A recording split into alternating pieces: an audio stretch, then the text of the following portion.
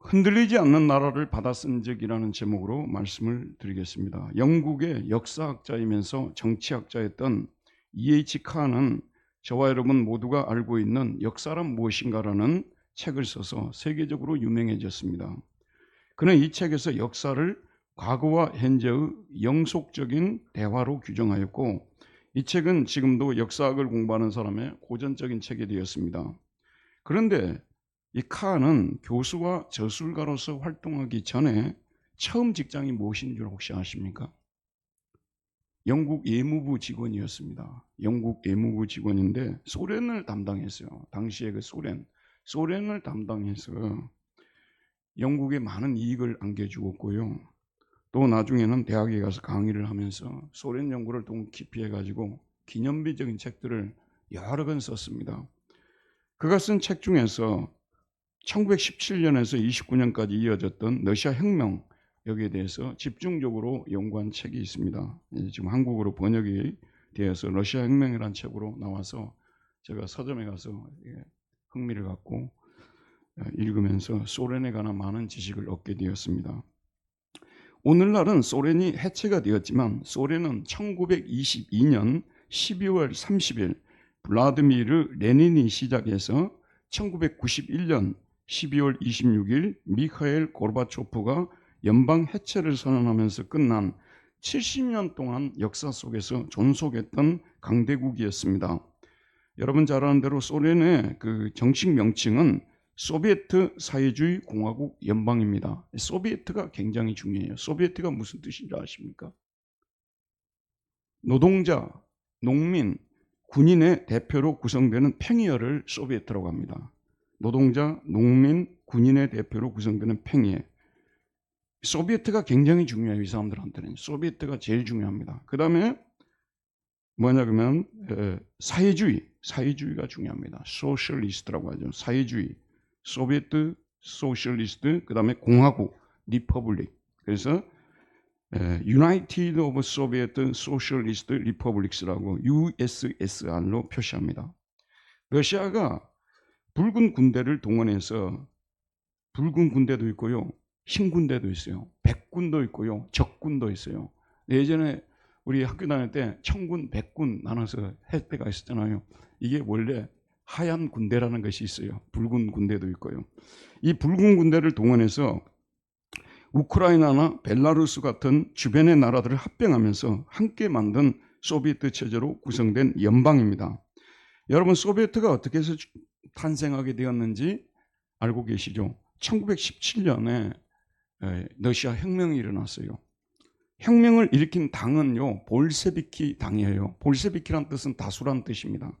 볼셰비키 당이 중심이 돼서 그 당수인 레닌을 중심으로 해서 일어난 혁명이 러시아 혁명입니다. 그런데 당시에 볼셰비키는요, 사회주의 정당들 중 단지 하나의 정당일 뿐이었고 의석수도 많이 차지하지 않았다고 합니다. 그런데 레닌이 탁월한 지도력으로 의석수를 넓혀나가고, 그리고 우크라이나 같은 주변 나라들을 통합하여 1922년에 마침내 소비에트 사회주의 공화국 연방이라는 나라를 건국했습니다. 블라드미르 레닌은 건국 영웅입니다. 찾아보니까요, 블라드미르라는 뜻이 지배자라는 뜻이더라고요. 미르가 세계고, 이게 블라드미르라는 뜻은 세계의 지배자라는 뜻이에요. 레닌이 블라드미르라는 이름을 가졌습니다. 블라드미르 레닌. 그런데 이 책에 보니까 레닌이 가장 좋아했던 말, 혁명을 일으킬 때, 레닌이 혁명 일으키고 나서 얼마나 죽었어요. 몇 년 안에 죽었어요. 그 사람이 제일 좋아했던 말이 무슨 얘기인지 아십니까? 저도 이 책 보고 알았어요. 일하기 싫거든 먹지도 말라. 와, 깜짝 놀랐어요. 심지어는 어떤 말까지 있냐 그러면요, 모든 영광을 하나님께라고 우리는 하잖아요. 모든 권력을 소비에트로. 그래서 내가 깜짝 놀랐어. 이거 분명히 어디서 배웠겠어요? 교회에서 배운 거예요. 러시아에는 어떤 종교가 있습니까? 러시아 정교가 있잖아요. 원래 정교회는 그리스 정교회가 모체예요. 근데 이제 불가리아 정교회, 시리아 정교 하는데 러시아가 강대국이 되면서 러시아 정교가 다 평정을 해버렸어요. 그러니까 이제 이 러시아 정교 그 상황 속에서 도스토옙스키나 또는 톨스토이가 활동을 했고, 그 다음에 이 사람도 어릴 때 정교의 그 교인으로서 성장을 하면서 성경을 읽으면서 배운 거예요, 이게요. 그래서 일하기 싫거든 먹지도 말라. 권력을 소비에게 하고 모든 권력을 소비에게 두라. 이걸 이제 혁명을 위해서 사용했던 것이죠. 공산주의를 위해서요. 레닌은 국가와 혁명이라는 책을 써서 소련의 이념을 정하고 직접 정치 투쟁을 하여 소련을 건국했습니다. 그런데 1922년이 지나고요. 그동안 앓던 지병이 갑자기 악화돼 가지고 갑자기 레닌이 세상을 떠나게 됩니다. 그 레닌 밑에 있었던 몇 명이 있었는데 여러분이 잘 알고 있는 스탈린은요. 당시에 랭킹 한 3위 정도 되는 사람이었는데 결국은 스탈린이 다 평정하고 1925년부터 1953년까지 소련을 통치한 사람이 스탈린입니다. 스탈린은 정적 숙청으로 유명하죠. 그 사람이 숙청한 사람이 거의 뭐 2천만 명이 넘는다고 하지 않습니까? 그런데 그것만 알면 안 돼요. 오늘의 이제 지금은 사라졌습니다만 소련을 강대국으로 만든 1등 공신이 스탈린인데 1929년에부터 계획을 해가지고 이 사람이 경제개발 5개년 계획을 세웠어요. 제가 이 책을 읽으면서 예전에 박정희 전 대통령이 레닌을 많이 연구를 했구나, 스탈린을 많이 연구했구나 그런 생각을 했어요. 또 스탈린하고 똑같다는 뜻이 아니라 연구를 많이 했구나. 우리도 경제개발 5개년 계획이 있었잖아요. 뭐 중공업을 강화시킨다, 여러 가지 이제 기술적인 문제에도 투자를 많이 하고요. 이런 식으로 해가지고 소련을 그 사람의 그 목표가 뭐였냐 그러면 단기간 내에 유럽을 따라잡는다 했어요. 근데 정말 단기간 내에 유럽을 따라잡았습니다. 심지어는 미국과 이렇게 쌍벽을 이룰 정도로 맞짱을 뜰 정도로 소련을 강하게 만들어 놓은 사람이 여러분 잘 아는 스탈린입니다. 이 사람이 1953년에 죽었더라고요. 그리고 이 사람 죽고 나서 얼마 안 돼가지고 1957년에 인공위성을 발사했죠. 사람은 내리지 못하지만 발사체가 거의 갔다는 거예요. 미국과 소련의 그 우주 전쟁에서 소련이 한 발 앞서갔다는 것을 알만한 사람 다 알고 있지 않습니까? 자, 이렇게 초강대국을 만들어 놓고 이 스탈린이 사라져 버렸습니다. 그 뒤에 저와 여러분 이 젊은 좀 나이 든 세대는 다 들었어요. 이름은 들어봤죠. 후르쇼프, 그 다음에 브루즈네프. 이때까지만 해도 소련은 흔들릴 수 없는 나라로 생각이 됐어요. 소련이 흔들리고 해체된다는 것을 상상이나 했겠어요? 근데 제가 이렇게 찾아보니까 안드로포프, 체르넨코 이런 사람들은 정치학 공부하는 사람들 빼고는 들어본 이름이 아니에요. 안드로포프, 체르넨카. 이때 이제 드디어 이 소련이 흔들리기 시작을 합니다. 자세히는 모르겠습니다만 흔들리기 시작하고 우리가 너무나도 잘 아는 고르바초프가 1980년대 후반에 페레스로이카를 선언합니다. 개방이란 뜻이에요. 이게 폐쇄해서는 안 되겠다는 거예요. 활짝 열어야 된다는 개방을 표방하면서 그 당시 뭐 페레스로이카 모르는 사람, IMF처럼 페레스로이카를 모르는 사람이 없었지 않습니까? 이 개방이란 뜻이에요. 그러다가 1991년에 고르바초프가 소련 연방을 해체한다고 선언해서 소련의 종지부를 찍게 되는 것입니다. 그때부터 소련은 없고 러시아만 있습니다. 지금 러시아 대통령 블라디미르 푸틴이 우크라이나를 공격을 할 때, 침공을 할 때 내세운 명분이 뭔지 아십니까? 레닌 시대의 질서를 다시 되찾는다는 거예요. 그때는 우크라이나가 소련 연방에 들어와서 러시아 밑에 있었잖아요. 그러니까 그 시대를 다시 복원시키겠다는 건데 이번에 보니까 아주 공교롭게 이것이 일치하더라고요. 레닌이 블라디미르 레닌이에요. 근데 푸틴이 또 뭐예요? 블라디미르 푸틴입니다. 세계의 지배자가 되겠다고 러시아 하나로는 만족을 못하겠다 그 얘기 아니에요. 그래서 공공연하게 명분도 없으면서 우크라이나를 공격해서 지금도 뉴스를 보면 이 전쟁 좀 빨리 끝났으면 좋겠다. 가슴이 너무 아프더라고요. 너무 많은 사람들이 죽어가고 집을 잃고 또 나라에서 쫓겨나고 저와 여러분의 기도 속에 속히 이 전쟁이 끝나도록 이 기도 꼭 포함시키고요. 간절히 기도하시기를 바랍니다. 소련이 여러분 생각해 보세요. 70년 만에 무너질 나라였어요. 저희가 살을 때 소련과 미국이 냉전 체제라고 했잖아요. 콜드 워, 콜드 추운 전쟁을 하고 있었던 거 아니에요. 그런 나라가 어떻게 60년밖에 이렇게 존속하지 못하고 사라졌을까? 참 신기해요, 여러분. 좀 더 갔어야 되잖아요. 근데 70년 만에 사라져 버렸어요. 훨씬 더 간 나라들도요, 더 가기는 했지만 또 사라졌어요. 우리나라에서는 신라가 1000년 동안 존속했다고 하잖아요. 로마는 더 오랫동안 존속했어요. 전 세계에서 신라가 제일 오랫동안 존속한 나라는 아닙니다. 로마는요, 서로마 제국이 476년에 망했거든요. 1000년 동안 존속했어요. 그 다음에 수도를 이스탄불로 옮겼던 동로마 제국이 있잖아요. 이 동로마 제국은 1453년입니까? 이때 멸망을 해서 1500년 동안 역사 속에 존재했습니다. 어쨌든 서로마 제국도 동로마 제국도 신라도 다 소련도 결국은 흔들려서 사라졌다는 것입니다. 여러분, 이것이 바로 지상나라의 한계라는 것입니다. 그래서 여러분, 성경 다니엘서를 비롯해서 성경을 읽으면요, 제발 그 통치자들에게 레닌과 같은 또는 뭐 시진핑과 같은 트럼프 같은 이 통치자들이 교만하게 하지 말아라. 세상 나라의 주권은 하나님이 주시는 거고 하나님이 거두가면 끝나는 것이기 때문에 통치자들이여 교만하지 말라. 그걸 계속적으로 성경이 가르치고 있습니다.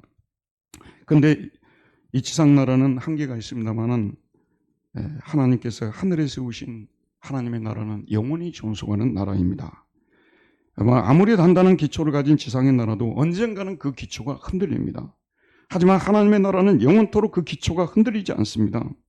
역사상의 한 나라를 건국한 자들은 언젠가는 사라집니다. 하지만 하나님 나라의 건국자이신 하나님은 영원토록 사라지지 않으시고 영원토록 통치하십니다. 여러분, 나라가 성립하려면요, 이 주권이 있어야 되는 거예요. 통치자가 있어야 되는 거죠. 통치. 하나님이 죽지 않고 영원토록 통치하십니다. 그 다음에 백성이 있어야 되잖아요. 모든 세계 역사를 보게 되면요, 어느 정도까지 백성이 이렇게 계속 숫자가 증가합니다. 어느 순간에 쇠퇴하면서 백성의 숫자도 줄어들고 나중에는 사라져버립니다. 그 다음에 영토에 대해서 생각해 봅시다. 이 세상은 영토를 늘리기도 하고 그럽니다만은 결국은 사라져버리는 것이죠. 그러나 하나님의 나라는 건국자가 영원토록 통치하시고 백성은 늘어나기만 하지 줄어들지는 않고요. 그리고 영토는 결코 빼앗기는 일이 없기 때문에 하나님의 나라는 영원토록 존속하는 것입니다. 하나님의 나라는 그의 아들 예수 그리스도를 세워서 대리 통치하는 나라입니다. 예수 그리스도는 하나님의 나라를 실현시키기 위하여 자신이 직접 이 땅에 오셔서 자기 백성들의 아픔을 경험해 보시고 자기 백성을 구하기 위해서 그들의 죄짐을 대신 짊어지시고 십자가에 죽으셨습니다. 근데 이 사실을 하나님께서 너무나 귀하게 여기신 거예요. 그래서 예수를 3일 만에 다시 살리셔서 하늘에까지 끌어올리시고 하나님 우편에 앉으셔서 영원토록 하나님 나라를 통치할 수 있는 권세를 위임하신 것입니다. 여러분, 하나님 나라의 통치자는 누굽니까? 하나님 나라의 통치자는 예수 그리스도십니다. 그분이 통치하고 계십니다. 예수 그리스도는 오직 하나님 아버지의 영광과 그 나라를 위해서 세상을 다스리는 분이십니다. 그런데 어떤 나라든지요, 좋은 나라일수록 들어가는 조건이 까다롭습니다. 여러분, 혹시 알고 계세요? 우리나라 외국인들로 왔다가 대한민국 국민이 진짜 제대로 된 국민이 된 사람 몇 명인 줄 혹시 알고 계십니까? 모르시죠? 이때 누구한테 물어봐야 되겠습니까? 챗GPT한테 물어봐야 돼. 지금은 챗GPT는 싫은 소리도 안 해요. 더 도와드릴까요? 뭐 그래요. 저도 챗GPT에게 많이 물어봅니다. 몇 명이, 근데 우리나라도요, 우리나라 사니까 우리가 잘 몰라요. 굉장히 까다로운 나라예요. 쉽게 우리 국민 되게 만들어주는 나라 아니에요, 우리나라요. 굉장히 힘들고 까다로운 나라입니다. 미국 시민이 되기 위해서 얼마나 참 사람들이 노력을 하는지, 시민권을 받으면 그걸 갖다가 액자에 넣어가지고 현관에 걸어놓는다는 말을 제가 들어본 적이 있거든요. 자, 여러분, 근데 우리 하나님의 나라에 들어오는 데는 이게 문제예요. 여기서 참 교회가 고민을 해봐야 돼요. 그러니까 하나님 나라에 입회를 하는데 사람을 차별하지 않아요. 유대인이냐 이방인이냐, 나이가 젊었느냐 또는 나이가 늙었느냐, 이런 거 전혀 따지지 않지 않습니까? 돈이 많냐 적냐, 교육을 많이 받았냐 적게 받느냐 따지지 않습니다. 그리고 오직 한 가지 조건, 예수 그리스도를 믿느냐 믿지 않느냐, 이 하나의 조건을 통해서만 이 하나님 나라의 백성으로 받아들이게 되는데, 이 조건에 있어서 요즘 좀 고민을 해봐야 돼요. 가끔씩 저는 그런 생각이 들어요. 하나님 나라 백성이 되는데도 등록금을 좀 받아야 된다. 아무것도 아닌 그 대학 등록금도 400만 원 정도는 내거든요.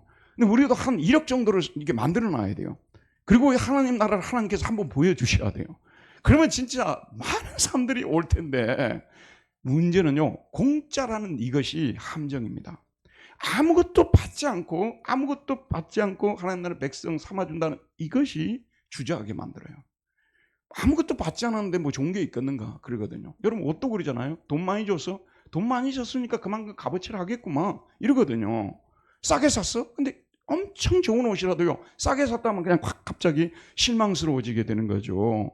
하나님 나라에 들어오는 조건을 너무나 간단하게 만들어놨어요. 예수를 믿느냐, 그 조건은 하나만 했기 때문에 사실 이 조건이 너무 간단해서 사람들이 하나님 나라에 들어오지를 못하고 있는 것입니다.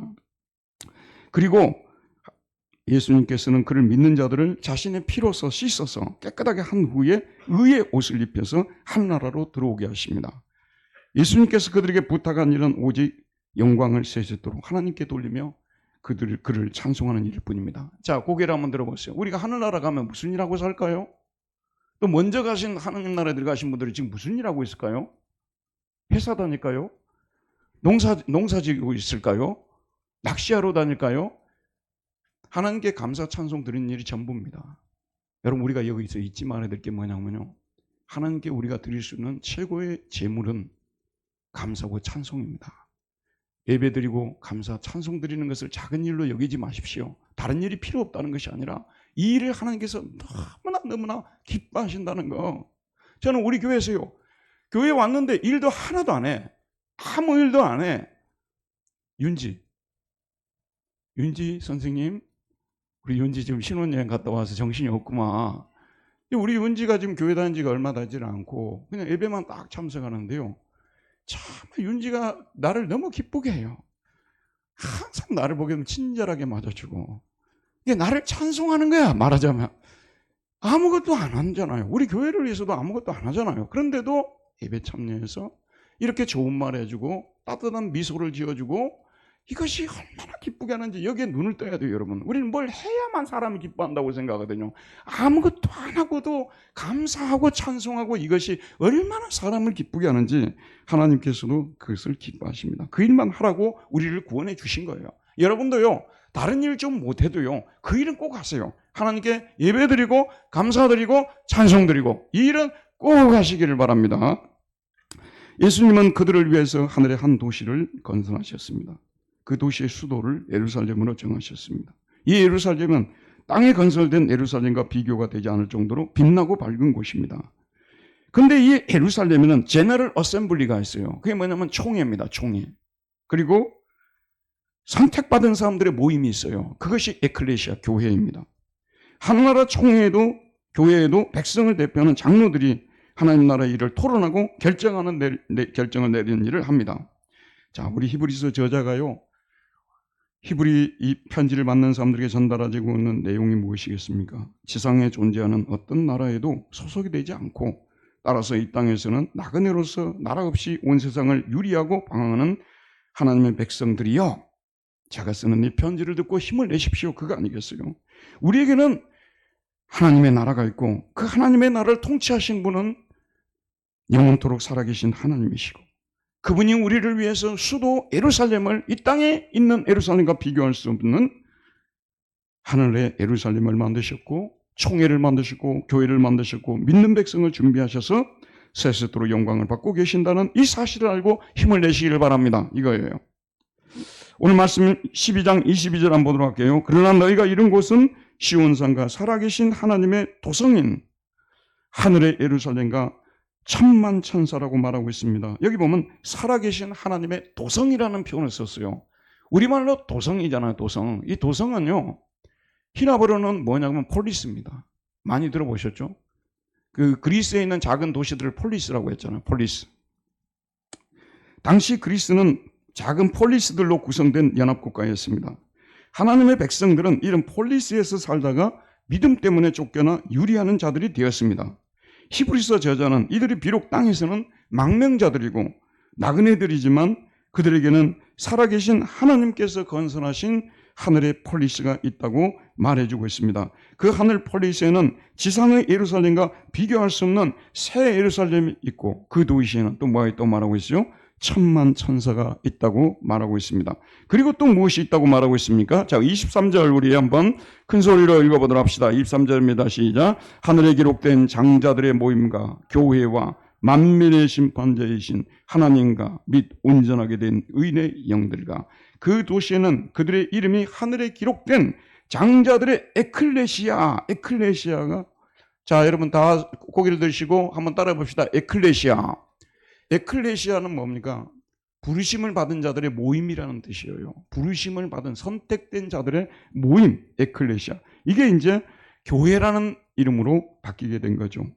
그리스의 대표적인 도시 아테네시에는 그 도시의 문제를 결정하는 부르심을 받은 자들의 모임인 에클레시아들이 있었습니다.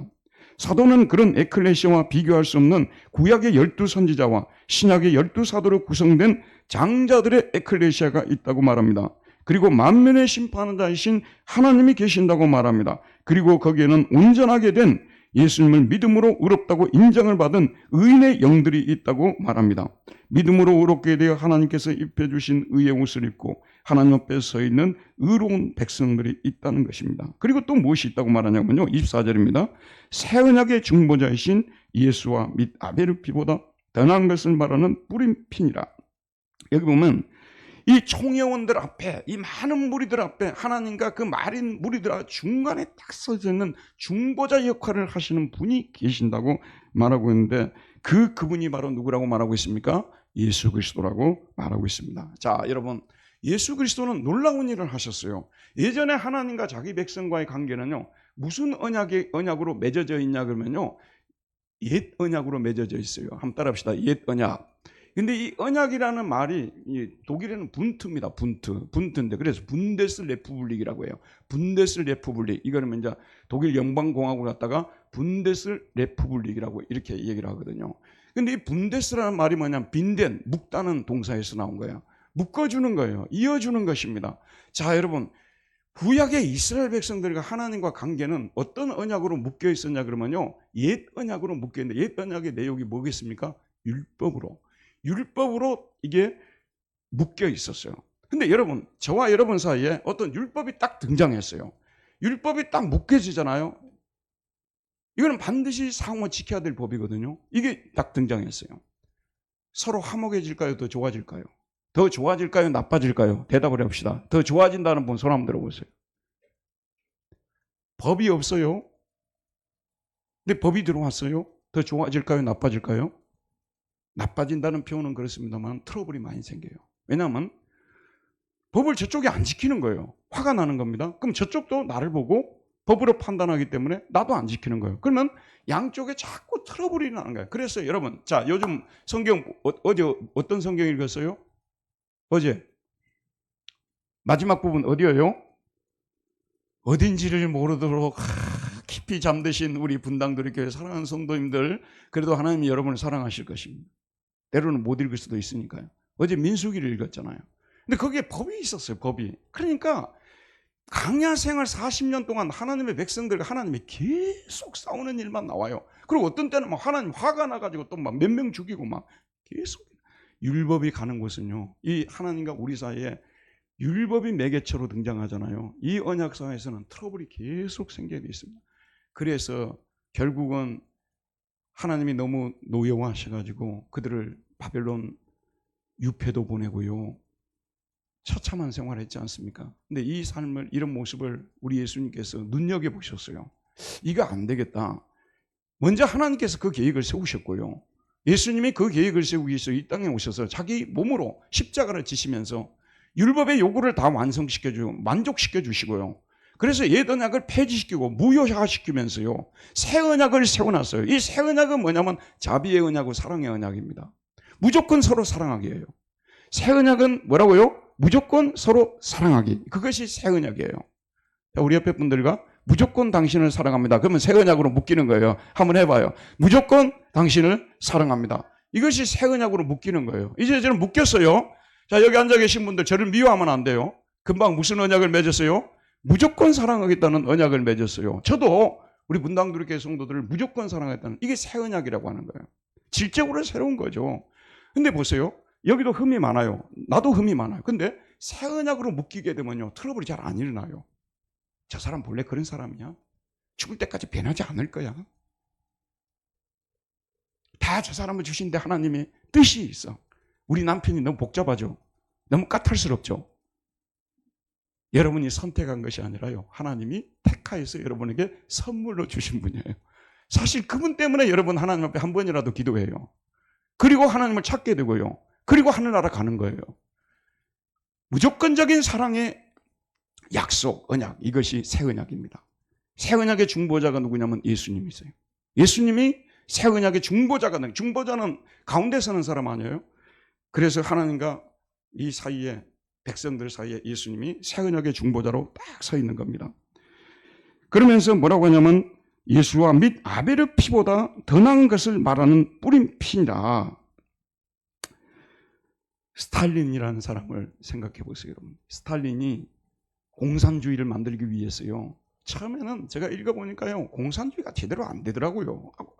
다 자기들 막 땅 가지고 있고 자기들 장사하던 사람들이 국가에서 다 통제하겠다 하는데 여기 야탑에 있는 상인들이 그 굴복하겠습니까? 그래서 막 굴복 안 하고 막 대들기도 하고 뭐 또 이렇게 막 저항도 하고 그러는데, 스탈린이 잔인한 사람이에요. 딱 계획을 세우고 이 사람들을 전부 그냥 숙청한 거죠. 조금만 반대하면 숙청해갖고, 여러분 오늘 챗GPT한테 물어보세요. 몇 명을 숙청했는지. 제가 알기로는 1000만 명은 분명히 넘어요. 엄청난 수를 죽였어요. 그런데 스탈린은 그런 식으로 해가지고 그 소련을 이와 같이 강하게 만든 거 아니에요. 근데 예수님은요, 한 명도 안 죽였어요. 예수님이 자신이 죽으시면서 자신의 피로서 자기 백성들을 다 거룩하게 만들고, 얼마나 감사한지 모릅니다. 예수님이 몇 번 죽으셨어요? 십자가에서요? 한 번 죽으셨어요. 몇 번 피를 흘렸어요? 한 번 피를 흘렸어요. 근데 그 피를 가지고요, 오늘 여기 앉아있는 저와 여러분들을 다 깨끗하게 만들었어요. 온전하게 깨끗하게 되지는 않았다 할지라도 점점 더 깨끗해지고 있는 사람들이에요. 우리가 어떻게 해서 이렇게 양심의 고통을 갖게 되고, 안 믿는 사람들은 그냥 넘어갈 수 있는 문제에 대해서 고민하고 그럽니까? 그 피가 거룩하게 하는 피라는 거죠. 깨끗하게 해가지고 새 언약의 중보자이신 예수의 및 아벨의 피보다 더 나은 것을 말하는 그 피로서 우리를 깨끗하게 해서 하나님과 우리 사이의 중보자로 서 있다는 말씀이 되는 것입니다. 사도로부터 히브리서라는 편지를 받고 있는 사람들은 본래 살던 나라에서 쫓겨난 사람들입니다. 정치 없이 유리하는 사람들입니다. 그들은 가끔 아테네 미네에서 이렇게 백성의 모임을 미네라고 하잖아요. 미네에서 일어나는 모습을 보면서 우리도 저런 총회가 있고 모임이 있고 대표자들이 있고 깨끗한 옷을 입고 앉아있는 방청객들이 있으면 얼마나 좋을까라는 생각을 했을 것입니다. 바로 이런 사람들에게 사도는 이 편지를 통해서 그들에게는 세상 어떤 나라와도 비교할 수 없는 하나님의 나라가 있고, 그 나라의 수도는 예루살렘이고 그 나라의 왕은 온 세상을 창조하신 하나님 아버지시고, 천군 천사가 그를 호위하고 있고, 엄청난 수로 이루어진 총회가 있고, 선택되고 부름받은 자들의 모임이 있고, 흰옷 입은 백성이 있고, 하나님과 백성들 사이에는 그의 피로 자기 백성을 깨끗하게 하신 예수님이 서 계신다는 사실을 알려주면서, 고달프고 힘들어도 조금만 잘 견디자, 조금만 견디다. 여기서 여러분이 참 진짜 기독교는요, 믿음 다음에 뭐예요? 믿음, 소망, 그 다음 뭡니까? 사랑이에요. 근데 역사상의 기독교는요, 항상 소망을 갖다 좀 무시해버려요. 소망이 없는데 무슨 우리가 믿음, 우리의 소망은요, 부활입니다. 영원토록 하늘나라에 들어가서 사는 것입니다. 이것이 우리의 진정한 소망이 되어야 되는 것. 하늘나라가 존재한다는, 하나님이 세우시고 통치하시고 그리고 백성이 있고 천군 천사들이 있고 찬송이 끊이지 않는 그 나라가 있다는 것. 오늘 스탈린 얘기를 했으니까요, 유물론 얘기 한번 더 할게요. 유물론이라는 게 뭐, 여러분 1991년에 베레스로이카 고르바초프가 소련의 해체를 선언하고 그때 유물론이 무너졌습니까? 너무나 많은 사람들이 무너졌다고 생각해요. 공산주의는 망했고 유물론은 사라졌다고 하는데 천만의 만만의 말씀입니다. 민주주의고 공산주의고 온 세상이 유물론 세상입니다. 유물론은 뭐냐면 눈에 보이는 것만 믿는다는 거예요. 안 보이는 것은 안 믿는다는 거예요. 그래서 기독교도 교회에서요, 유명한 철학자들, 유명한 신학자들이 무슨 얘기하냐면요, 우리 안 보이는 세계에 대해서 더 이상 이야기하지 말자. 증명할 수도 없지 않느냐. 우리에게 분명한 것은 우리 안에 도덕 법칙이 있다는 거예요. 우리 안에 도덕 법칙이 있지 않느냐. 이거에 대해서는 우리가 이거 하나님의 명령이라고, 율법이라고 생각하고 이거 행하면서 사는 거, 그게 하나님 나라라고 칸트가 얘기한 이후로 그 이후에 대부분의 서양 신학자들은요, 죽은 이후에 얘기하지 말아라, 보이지도 않는 얘기 하지 말아라, 하나님이 계시니 안 계시니 그런 얘기를 하지 말아라. 그래서 저는 여러분의 기도를 합니다. 예수에 대해서 아무리 설교하고 기도해도요, 하나님 한 번 간섭하는 것만 못해요. 한 번만 딱 간섭하면 여러분 신앙 확 뒤집어집니다. 밋밋하게 믿던 사람들도요, 하나님이 한 번 딱 간섭하고 여러분의 삶을 뒤집어 놓으면 금방 돌아. 근데 그게 여러분 일어나야 돼요. 그래야만 여러분 하나님 만날 수 있어요. 그런 걸 만난 흔적이 없기 때문에 지금도 선진국 사람들은 죽은 이후에 보이지 않는 세계, 보이지 않는 세계, 보이지 않는 하나님, 보이지 않는 예수님, 보이지 않는 성령님, 보이지 않는 교회, 하늘에 있는 예루살렘 이런 얘기하면요 그냥 우습게 여기고 무시하고 그러는 거예요. 근데 보이는 것만 믿으려면 뭐하러 교회 다니세요 여러분? 보이는 것만 믿고 살려면 뭐하러 교회 다니냐 그 말이에요. 보험 들어놓으려고요. 그래도 교회 다녀놔야죠. 이건 보험이니까. 죽으면 내가 구원받을지 지옥 갈지 모르니까 그걸 미리 방지하기 위해서 보험이라도 하나 들어놔야겠다. 여러분 이런 식으로 생각하지 마세요. 나는 여러분을 축복하기 위해서 말씀드립니다. 오늘 돌아가셔서 하나님의 간섭을 받는 일이 일어나기를 축원드립니다. 그래야 우리가 사는 거예요. 서양 사람들은 그런 경험이 없기 때문에 그 뻘소리를 하고 있는 거예요. 우리 시골에 가게 되면 갯벌이 많아요. 그래가지고 쓸데없는 사람 뻘소리 하지 마라고 그래요. 뻘소리. 시골에서는 그래 뻘소리 하지 말아라고. 근데 나중에 커보니까 뻘이 얼마나 귀한 건데 우리를 무식하게 가르쳤어요. 뻘이 없으면요 생태계가 파괴되잖아요. 뻘이 있다는 것이 순천만 있는데 거기가 우리 집이거든요. 순천만 있는데 거기 그 갯벌 가보세요. 햇빛에 해 넘어갈 때 그 비치는 한번 보세요. 그보다 아름다운 것이 있는 거예요. 근데 뻘 같은 놈이라고 우리 그런 말 많이 썼어요. 공부 못하면 저 뻘 같은 놈 막 이랬다고요. 근데 우리를 보고 뻘 같은 사람들아 그러겠죠. 아니에요. 우리 뻘 같은 사람들 아닙니다. 보이는 것만 믿는 사람들이 뻘 같은 사람들이에요. 아무것도 모르고 인간이 그런 보이는 것만 믿으려고 교회 뭐하러 다니면 차라리 그냥 공산당 되지. 유물론자들 되지. 우리는 그러지 말아야 되는 것입니다. 우리에게는 이런 보이지 않는 나라를 우리가 받은 사람들이기 때문에 우리가 어떻게 살아야 되겠습니까? 25절 이런 나라를 받은 우리는 어떻게 살아야 될지 25절 큰 소리 한번 읽읍시다. 시작. 너희는 삼가 말씀하신 일을 거역하지 말라. 땅에서 경고하신 일을 거역한 그들이 피하지 못하였거늘 하물며 하늘로부터 경고하신 일을 배반하는 우리일까 보냐. 근데 하나님께서요 이런 나라를 준비하고 있는데 그냥 믿는 동안 안 믿는 동안 어영부영 살고요 무시하고요 예수와 같이 그냥 팥죽 한 그릇을 얻기 위해서 장자권을 팔아버리고요 믿음이고 뭐고요 뭐 교회 생활 그거 하면 좋고 안 좋으면 어쩌냐 막 이렇게 막 우겨대고요 망령된 자라고 성경은 말하고 있어요.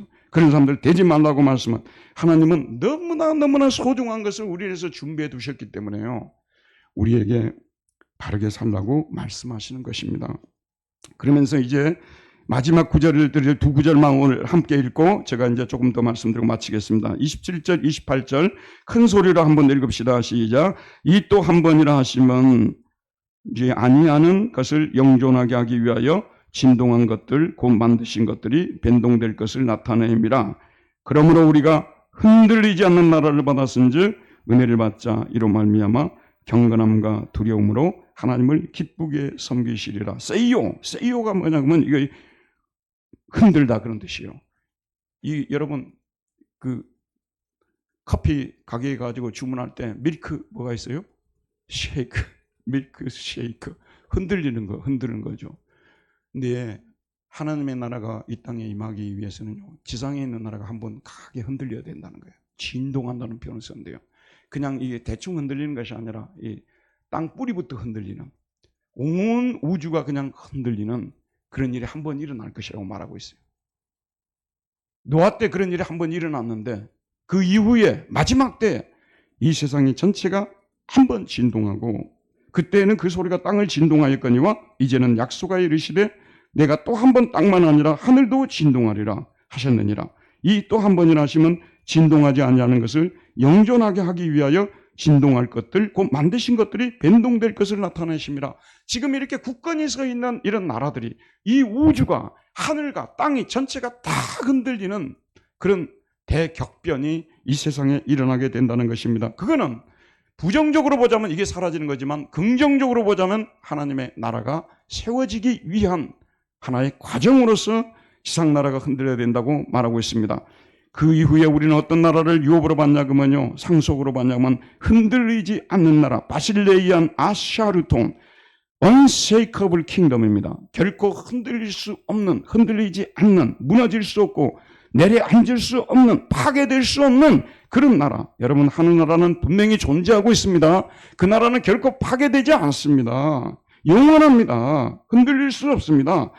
여러분, 우리 하나님께서요, 째째한 하나님이야. 자, 이러면 이제 다 마쳤으니까 잠깐만 들어보세요. 오늘 마치고 나면 좋은 일 많겠죠? 며칠 동안. 저는 한 3일 동안 새벽 기도를 안 하게 돼서 날아갈 것 같아요.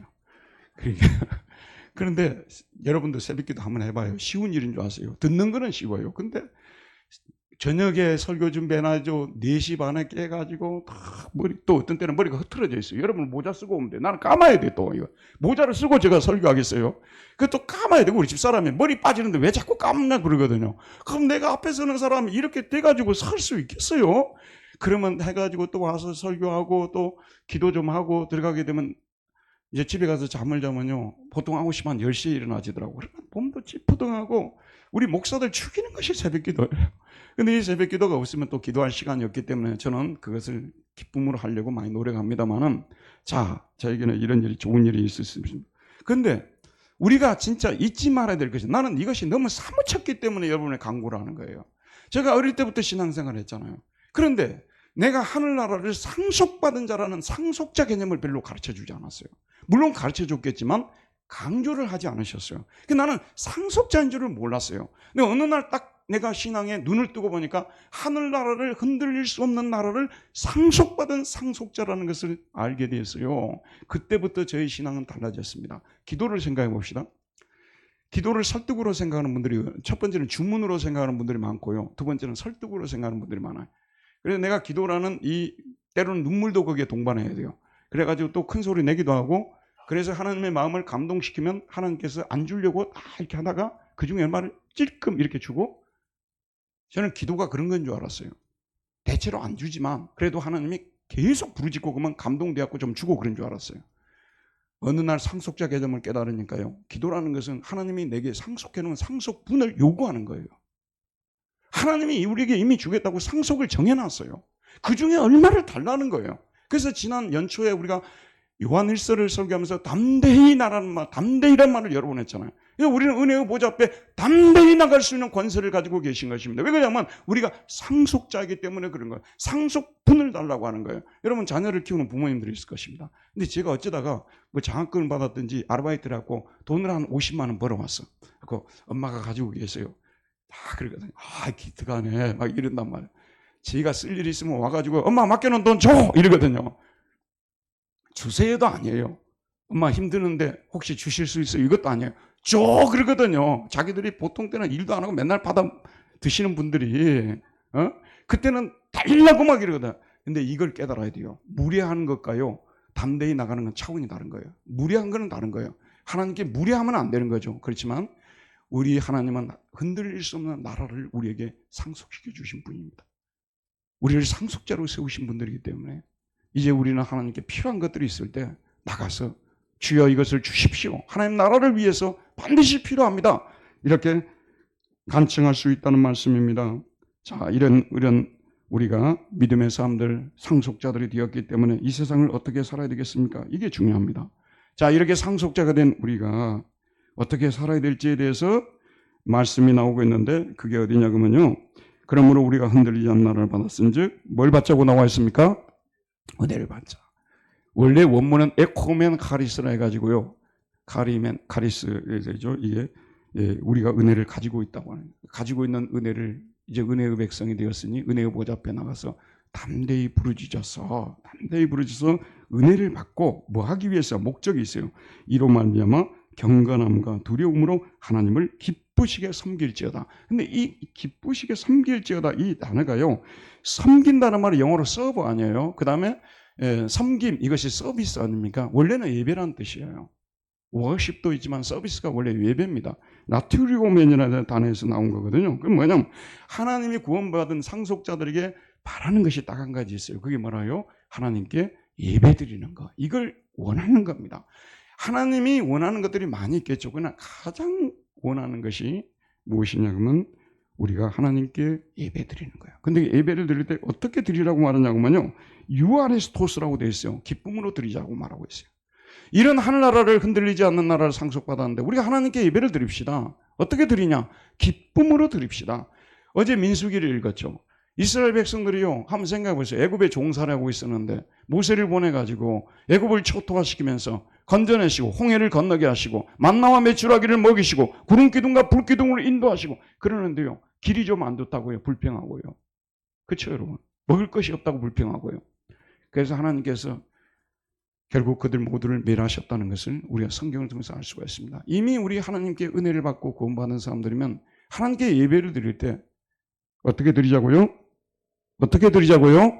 기쁨으로 드려야 되는 거예요. 그 다음에 경건함과 경외심을 가지고, 경건함과 두려움을 가지고, 경건함과 두려움을 가지고, 유라베이아스 그리고 데우스입니다. 경건함과 두려움, 경외심을 가지고 하나님께 예배를 드립시다. 자, 우리가 상속자가 됐어요. 하나님 우리에게 요구하는 것이 뭐라고요? 여러 가지가 있겠지만 가장 크게 우리에게 요구하는 것, 가장 간절히 요구하는 것이 뭐라고요? 하나님께 뭐 드리는 거라고요? 예배 드리는 거. 이것을 하나님께서 가장 우리에게 원하시고 계십니다. 혹자는 그런 얘기를 해요. 이웃에게 뭐 나눠주고 도와주는 거, 그것이 하나님이 우리에게 제일 원하는 게 아니냐 그런데요. 여러분, 양심에 손을 얹고요. 365일 동안 여러분이 이웃에게 매일매일 선을 행하고 살 수 있습니까? 이웃을 도와주는 것이 하나님 기뻐하는 일인 줄 알아요. 근데 그게 매일매일 할 수 있는 일은 아니에요. 근데 예배는 뭐냐면 매일매일 우리가 하나님께 드릴 수 있습니다. 근데 하나님께서는 매일매일 선행을 행하지 않았다고 우리 책망할 수 있겠죠. 그러나 매일매일 하나님께 예배 드리는 것을 너무너무 기뻐하시는 분이시죠. 여기에 눈을 떠야 됩니다. 자, 우리들 중에서는요, 여러 가지 일들로 인해서 주일날만 딱 와서 예배 드리는 분들이 계세요. 근데 주일날 빠지지 말고 노력해 보십시오. 주일이 합치면 52주입니다. 52주 동안만 빠지지 않고 하나님께 예배 드려도요, 하나님께서 너무나 기뻐하십니다. 더 많이 나와서 예배 드리는 것은 더 좋아하시고요. 예배에 눈을 떼야 됩니다. 하나님이 무엇을 가장 기뻐하시는가? 그거에 눈을 떼야 되는 거예요. 그게 하나님께 예배 드리는 거예요. 서양 사람들. 자, 예를 들어 독일 봅시다. 독일은 전 세계에서요, 그 스펜데라고 하는 건데 도와주는 거 있잖아요. 세계 1위입니다. 여러분 쳐보면 알아요. 세계 1위예요. 근데 이 사람들은 주일날 교회 나와서 예배는 안 드립니다.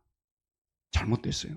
먼저 드려야 될 것이 하나님께 예배 드리는 거예요. 10계명도 1계명까지부터 4계명까지가 먼저 있지 않습니까? 먼저 하나님께 예배 드리고 그 다음에 이웃을 돌보는 거. 이게 하나님께서 원하시는 것인데 우리 하늘나라를 상속받은 사람들이라면 이런 사람들이 돼야 되는 것입니다. 그리고 베드로전서 2장 11절을 보면 사랑하는 자들아 거류민과 나그네 같은 너희를 권하노니 영혼을 거슬러 싸우는 육체의 정욕을 제하라. 육체의 정욕을 제하지 않고 자기 마음대로 살아버립니다. 하늘나라를 상속받을 수 있을까요? 그 다음에 그런즉 우리도 그의 치욕을 짊어지고 영문 밖으로 그에게 나가자. 우리가 여기에는 영관 도성이 없으므로 장차 올 것을 찾나니 그러므로 우리는 예수로 말미암아 항상 찬송의 제사를 하나님께 드리자. 이는 그 이름을 증언하는 입술의 열매니라. 오직 선을 행함과 서로 나누어 주기를 잊지 말라. 하나님이 이 같은 제사를 기뻐하느니라. 우리가 흔들리지 않는 나라를 상속을 받았다면 집안에 가만히 머물러서 안주에 빠져 가만히 앉아만 있지 마시고요. 때로는 성문 밖으로 나가서 예수님을 좀 전하는 사람들이 되게 되고요. 그 다음에 입술로 하나님을 항상 찬송하는 사람이 되고 그리고 나눠주기를 기뻐하는 사람, 선을 행하는 사람 되게 해달라고.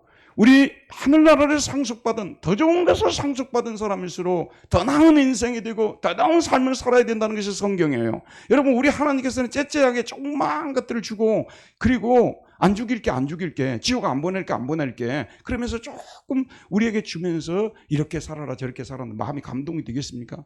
흔들리지 않는 나라를 상속해 주십니다. 그 나라 속에는 좋은 것들이 얼마나 많겠어요. 그 나라를 상속해 주었기 때문에 너희들이 이 세상을 세상 사람들처럼 살지 말고 정욕을 억제하고 그리고 하나님 기뻐하는 그런 일들을 하면서 선을 행하면서 복음을 전하면서 그렇게 살아라고 말하고 있습니다. 저와 여러분이 상속받은 나라는 어떤 나라고요? 흔들리지 않는 나라입니다. 이 나라를 가슴에 품고 돌아가는 저와 여러분 되기를 바랍니다. 은혜로우신 하나님, 오늘도 생명의 말씀을 우리에게 보내주셔서 흔들리지 않는 나라를 우리에게 상속해 주셨음을 말씀해 주셨습니다. 여호와 우리 아버지 하나님이시여 항상 우리의 가슴 속에 흔들리지 않는 나라의 백성이 되었음을 감사하면서 그 나라에서 영원토록 하나님을 찬양한 나라를 기대하면서 소망 가운데서 날마다의 삶을 기쁨으로 감사하며 하나님께 예배드리고 선을 행하며 이웃을 기쁘게 하며 살아가는 우리 모두 되게 하여 주옵소서. 예수님 이름으로 기도하였습니다. 아멘.